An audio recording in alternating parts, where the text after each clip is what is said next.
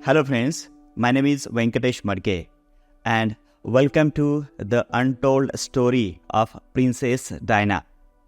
Diana Spencer was just 20 years old when she married Prince Charles. The world watched how the shy kindergarten teacher became a princess overnight.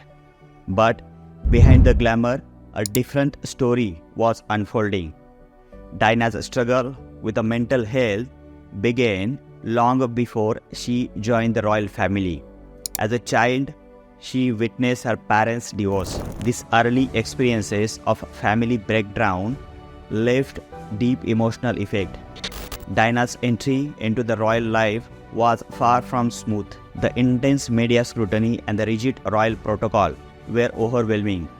She left isolated and alone in the world that seems cold and unfamiliar. Diana once said, "The higher you climb, the further you have to fall." One of Diana's main struggle was with bulimia, a eating disorder.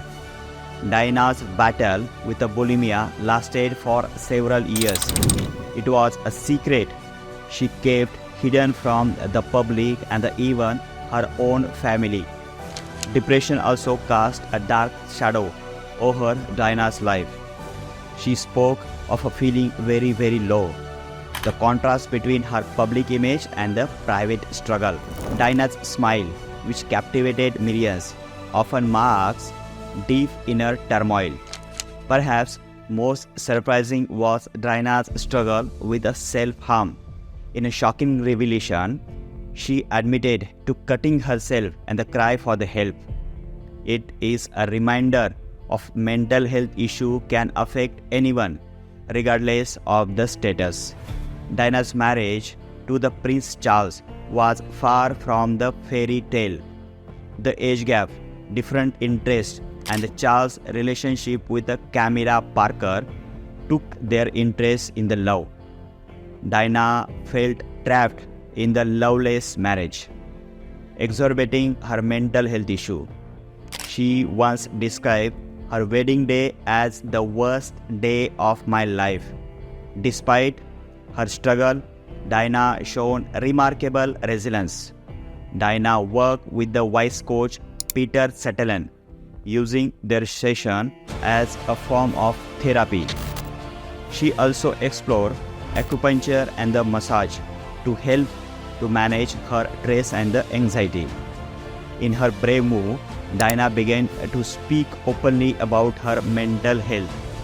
This was revolutionary at a time when such topics were taboo, especially in a royal circle. Her honesty helped break down the stigma and encourage others to seek help. One of Diana's greatest strengths was her empathy for others. She also supported the Eating Disorder Association, using her experiences to help others. Diana's work with the AIDS patient was groundbreaking. At a time when the disease was highly stigmatized, she shook hands with the patients without clothes. This simple act helped change public perception and shown Diana's compassionate nature. Her ability to connect with the people, despite her own struggle, was truly remarkable. As Diana's mental health improved, she found new purpose in her humanitarian work. She became known as the People's Princess due to her genuine care for the others. Diana's ability to turn her pain into purpose is perhaps the greatest legacy. Diana's story teaches us important lessons about mental health. It reminds us what appearances can be deceiving. Even those seems to have it all can struggle with inner demons. Now, let's discuss the most talked divorce in the royal history. You have probably heard rumors, but what happened between Diana and Charles?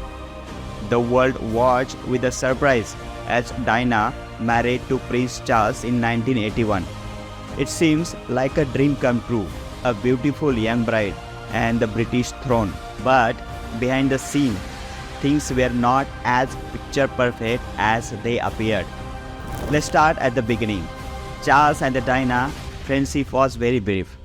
They had only met 13 times before getting engaged. 13 means 13 times only. Diana was just 19-years old when Charles proposed while he was 32.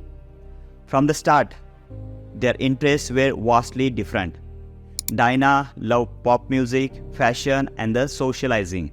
Charles, on the other hand, preferred classic music, gathering, and intellectual pursuit. These differences might seem small, but they created a divide between the couple. One of the biggest issues in their marriage was the presence of Camilla Parker. Charles and Camilla had long history, dating back in the year 1970s. Even after Charles married to Diana, his relationship with Camilla continued. Diana famously said, "There was three of us in this marriage, so it was a bit crowded." She struggled with the bulimia and the depression, feeling isolated within the royal family. Charles, raised in the different era, found it difficult to understand and support her. This lack of emotional connection further strained their relationship. Both Charles and Diana were unfaithful during their marriage. Diana had an affair with her riding instructor, James Hewitt. Charles resumed his relationship with Camilla Parker. These affairs became public knowledge, causing embarrassment for the royal family. The media played a significant role in the breakdown of their marriage. Diana became a global icon, often overshadowing Charles in the press. This led to feeling of jealousy and resentment between the couple. The constant scrutiny put immense pressure on their already fragile marriage. By 1992, it was clear that the marriage was beyond repair. Prime Minister John Major announced their separation in December of that year. The divorce was finalized in 1996, ending 15 years of marriage. So, what was the real reason behind their divorce? It wasn't just one thing, but a combination of factors. The age gap or age difference and the lack of common interests. Charles' ongoing relationship with Camilla. The pressure of royal life and the media scrutiny. Infidelity on both sides. The lack of emotional connection and the support. In the year following the divorce, both Charles and Diana spoke about their failed marriages. Diana gave her famous interview to BBC Panorama in 1995, discussing her struggle. Charles admitted to his affair with Camilla in 1994 documentary. The divorce had lasting impact on the royal family and the public perception. It led to changes in how the royal approached marriage and the divorce. The Queen even paid taxes and cut down a royal expenditure in response to the public criticism. Despite their differences, both Charles and Diana were committed to cooperating their sons, William and Harry. They worked to maintain a relationship for the sake of their children. Now, let's discuss the Prince Diana's love life. But what is the real story behind the whispers of the secret lovers? Are these fact or fiction? Let's separate the truth from the tabloid and explore the complex world of the People's Princess. Princess Diana married Prince Charles in 1981. However, their marriage was far from perfect. As we know, both Charles and Diana had affairs during their marriage. Charles' relationship with Camilla Parker is well documented. But what about Diana's romantic involvement? Let's start with James Hewitt, perhaps the most famous of Diana's supports lover. Hewitt was a cavalry officer in the British Army. He met Diana in 1986 when she hired him as a riding instructor. Their affair lasted for 5 years, from 1986 to 1991. This relationship was confirmed by both Hewitt and Diana herself. In her famous 1995 Panorama interview, Diana admitted to the affair. She said, "Yes, I adore him. Yes, I was in love with him." The relationship ended when Hewitt was deployed to the Gulf War. Next, let's talk about James Gilbey. Gilbey was a childhood friend of Diana. Their affair came to light in 1992 with the release of the tapes. These were recordings of phone conversation between Diana and Gilbey. In the tape, Gilbey repeatedly called Diana by the pet name, while in the tapes suggested a close friendship. There is no concrete evidence of physical affair. Diana herself never confirmed or denied a romantic involvement with the Gilbey. Moving on to the Barry Monarchy, Diana's former bodyguard. Monarchy worked as a Diana's personal protection officer from 1985 to 1986. Diana reportedly became very close to Monarchy during this time.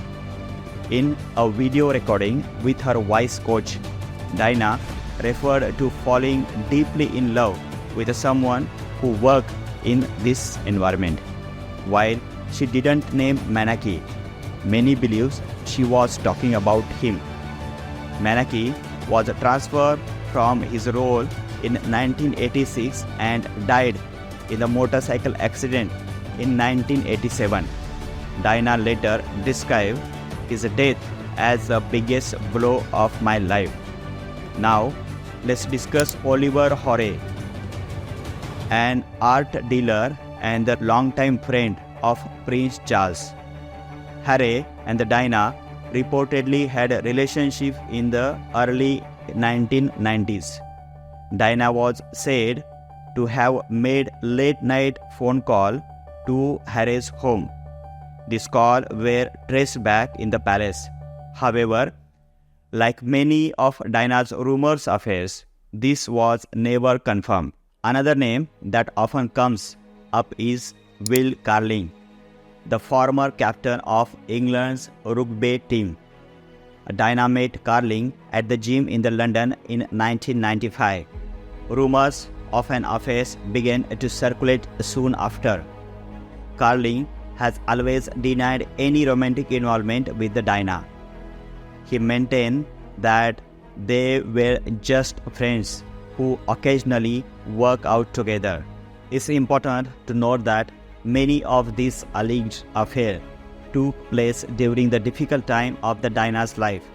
Her marriage to Charles was falling apart, and she often felt isolated within the royal family. In her own words, she was looking for love and attention. But why does all of this matters? Why are we still talking about Diana's love life decades after her tragic death? The answer lies in the complex legacy of the Princess Diana. She was more than just a royal figure. She was a culture icon. Diana's personal life, including her romantic relationship, shapes the public perception of her. So, are these stories of Princess Diana's secret lovers fact or fiction? As the truth, as often happens, lies somewhere in the middle. Some relationships, like the one with James Hewitt, were confirmed. Others remain the subject of speculation and the rumors.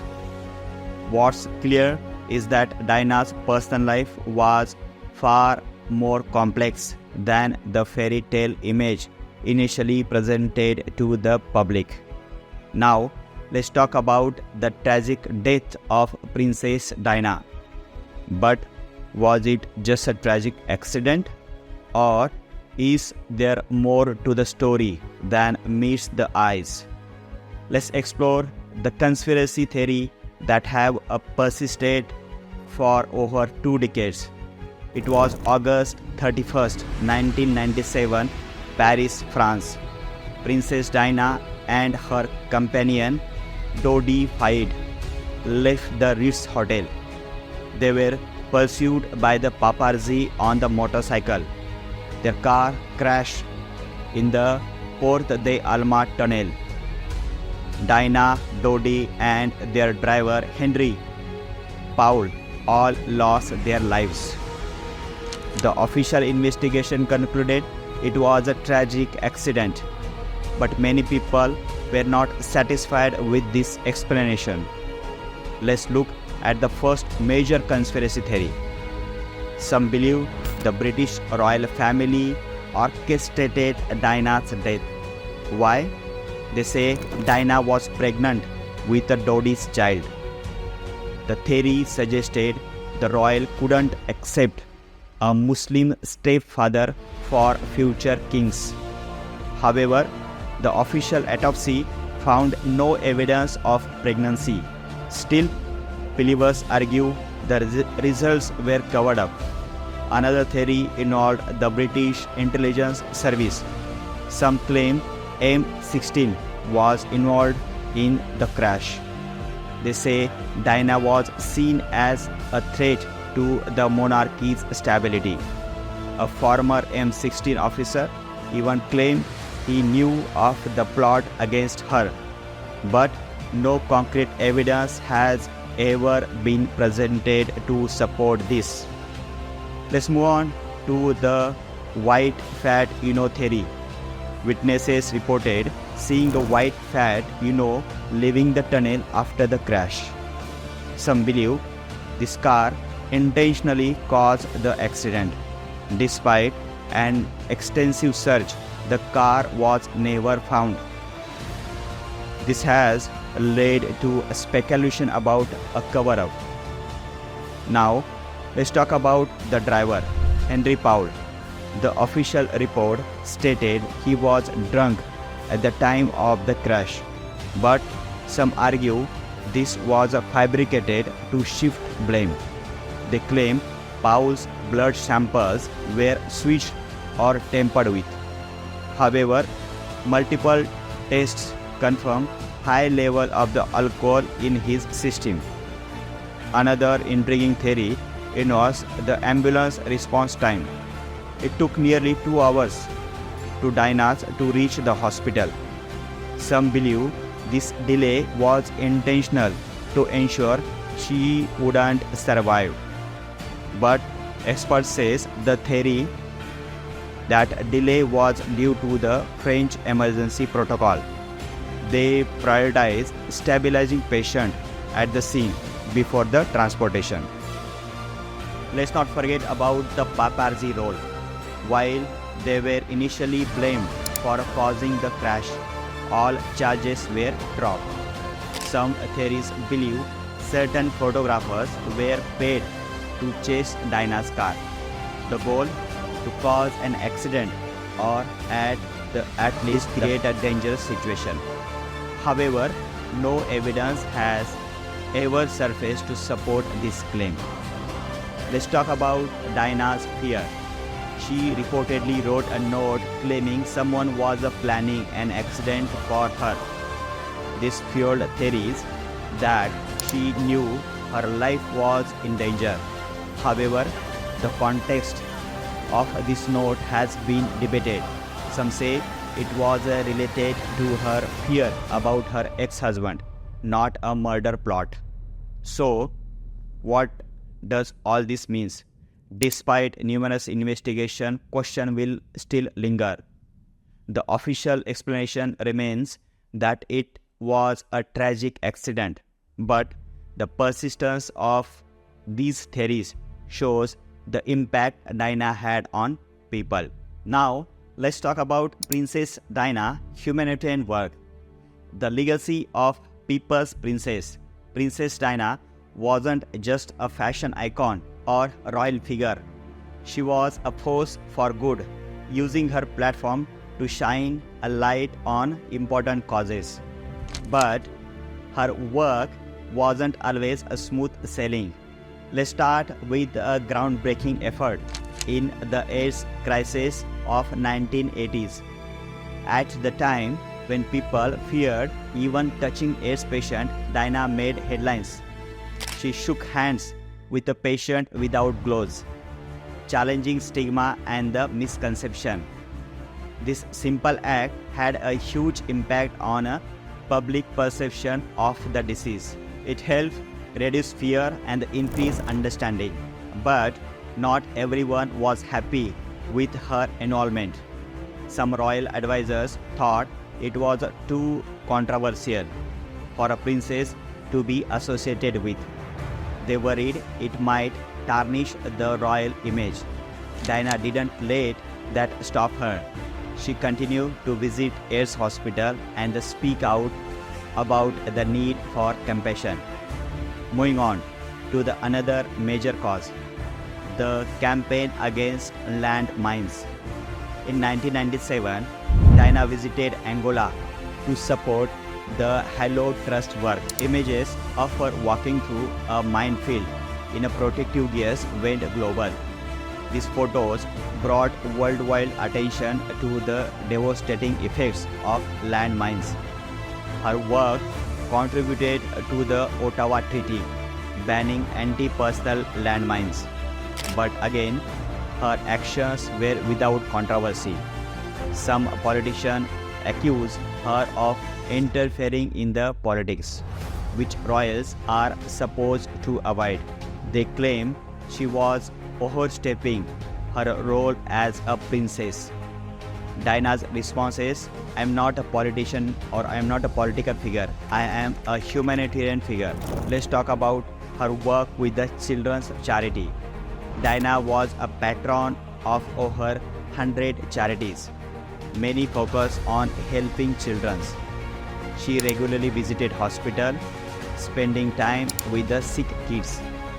Her natural warmth and compassion made her popular with both children and the parents. She supported organizations like Great Ormond Street Hospital and the Centrepoint.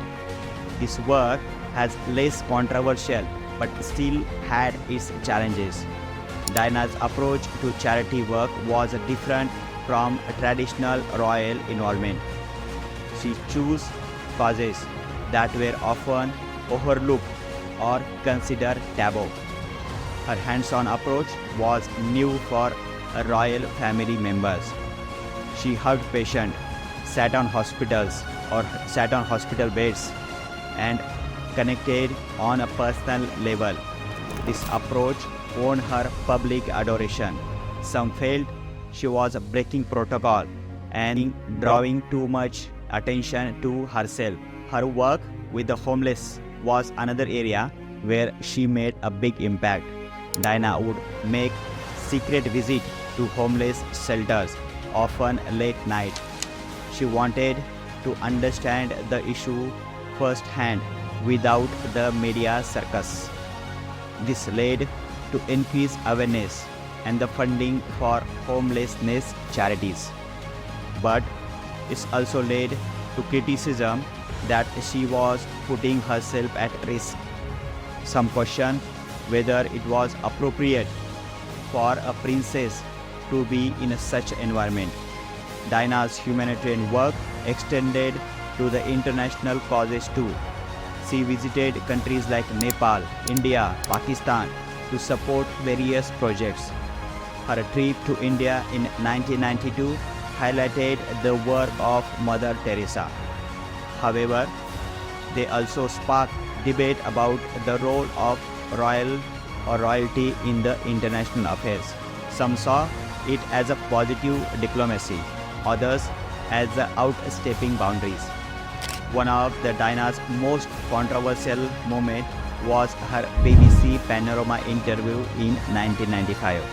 In it, she spoke candidly about her struggle and her commitment to the charity work.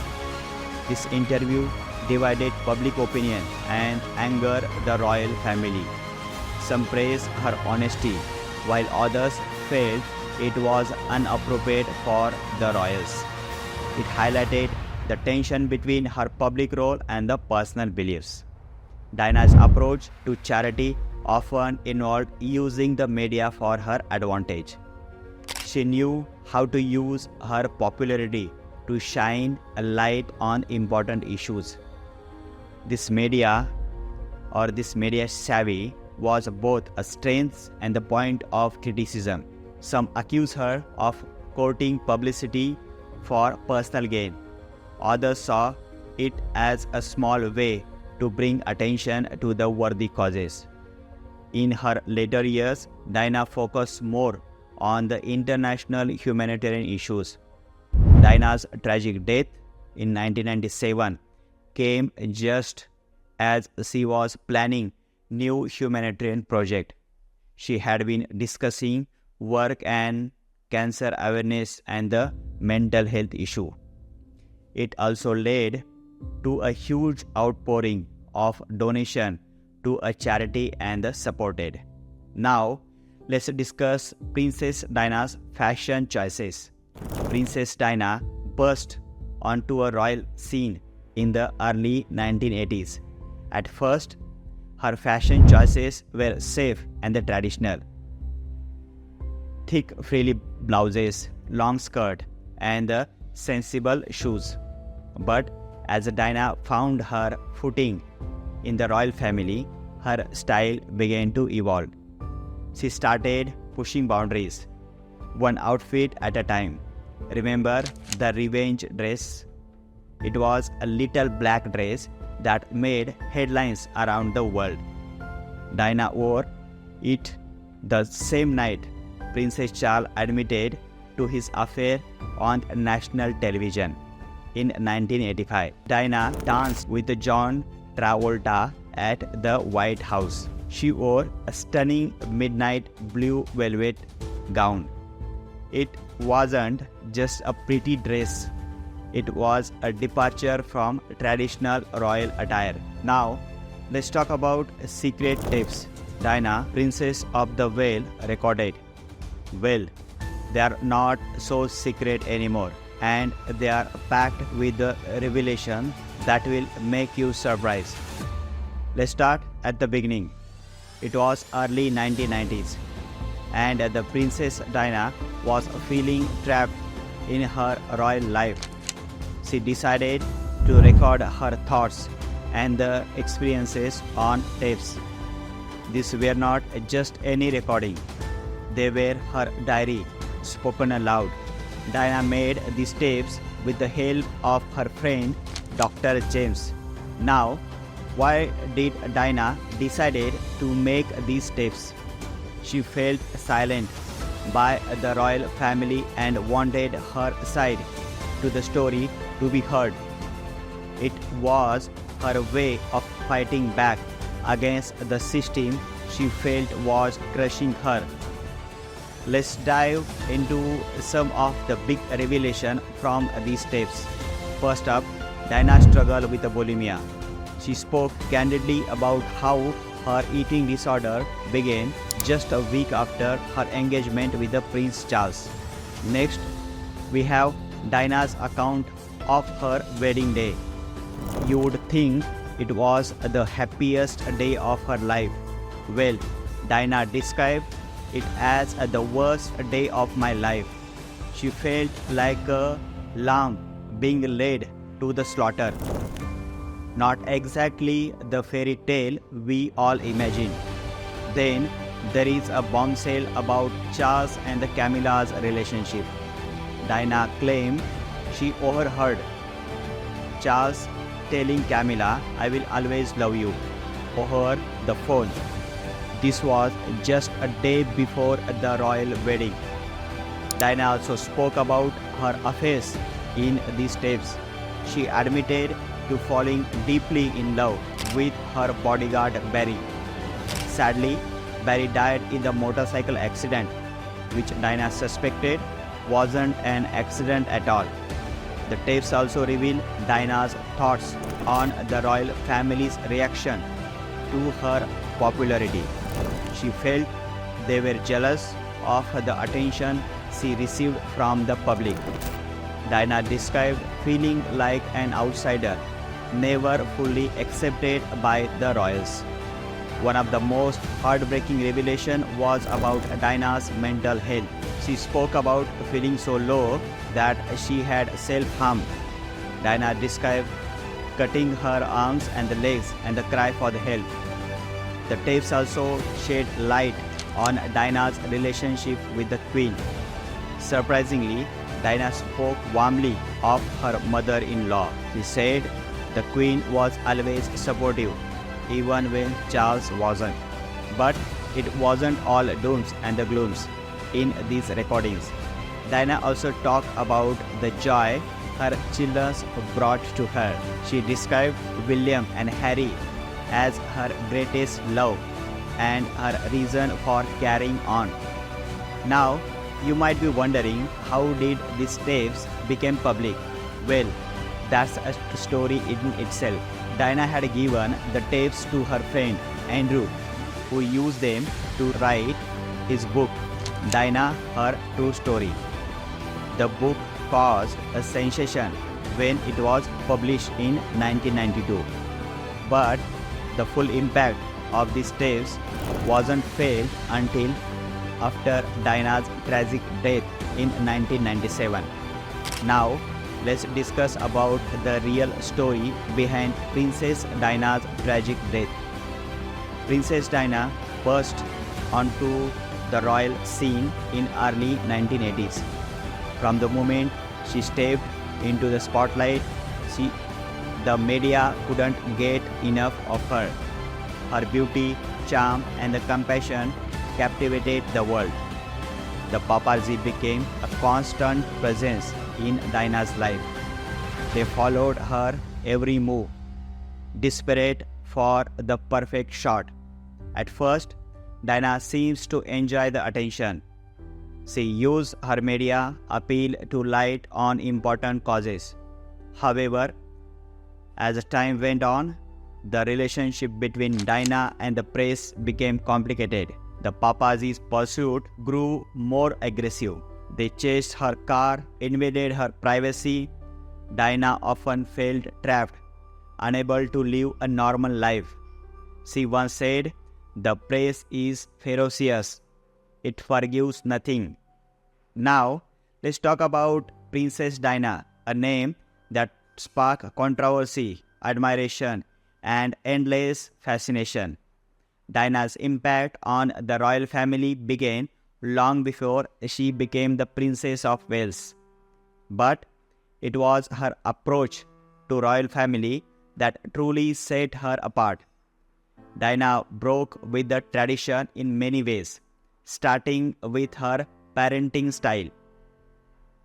She insisted on taking young William on a royal tour. Diana's fashion choice were another area where she made waves. She used her wardrobe to communicate and connect with the people. Today, see Kate and Meghan following in Diana's footsteps. They use their fashion choices to make statements and support causes they care about. But Diana's influence goes far beyond fashion and the parenting. She was known as the People's Princess for her humanitarian work. Diana shook hands with the AIDS patients when many fears even being in the same room. She walked through an active minefield to raise awareness about landmines. William and Harry have both continued their mother's work in Africa. Kate focuses on early childhood development. Meghan's work on women's empowerment. Diana also changed the way royal interact with the public. She was known for her ability to connect with the ordinary people. Diana's troubled relationship with the media also left a lasting impact. Her tragic death while being pursued by paparazzi shocked the world. This event led to change in how the media interacted with the royal family. Diana's legacy of the controversy continues to shape the royal dynamics today. The way Diana navigated her divorce from Prince Charles also set a precedent. The controversies surrounding her life and the death continue to shape the royal family. So, what do you think? How do you see Diana's influence on today's royal family? Share your thoughts in the comments below. Don't forget to like this video and subscribe for more royal insight. Thank you for watching, and I will see you in the next video.